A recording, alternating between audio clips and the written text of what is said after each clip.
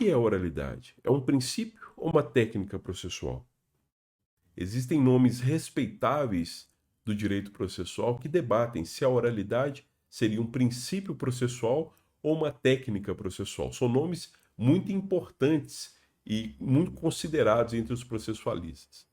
Na verdade, eu considero que esse debate, em que pese respeitar muito esses processualistas, ele é um debate que falha pela base. Por quê? Porque, na verdade, a oralidade é simplesmente um exercício da fala. Numa audiência, obviamente, você vai falar. E esse exercício da fala, a oralidade, na verdade, a oralidade pode ser tanto um princípio quanto uma técnica. Existem os dois. Na verdade, um não exclui o outro.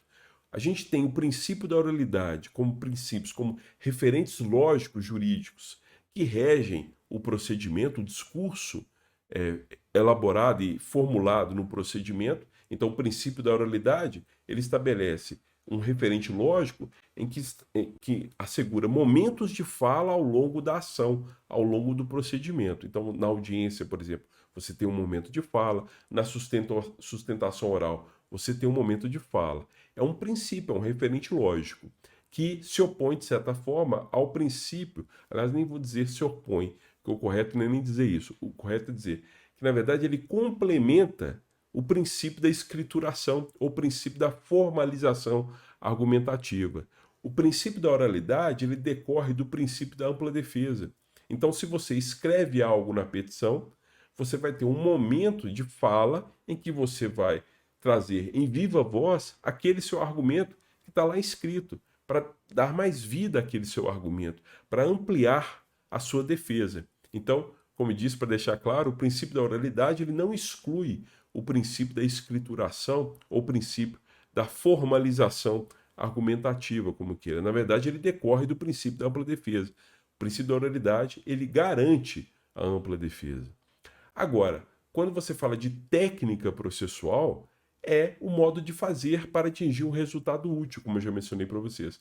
É como o advogado fala. Então, o princípio da oralidade ele é um só. Ele vai reger o procedimento para todos que participam do processo.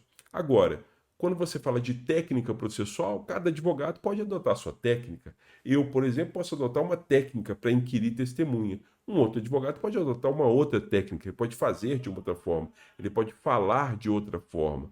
Então, a técnica processual tem a ver com fazer para atingir um resultado. E cada um pode ter uma técnica diferente. Então, esse debate entre se a oralidade é princípio ou técnica, na verdade ele está errado, porque ele é um princípio regente do discurso processual e é também pode ser uma técnica. A técnica tem a ver, como disse, a forma de se falar.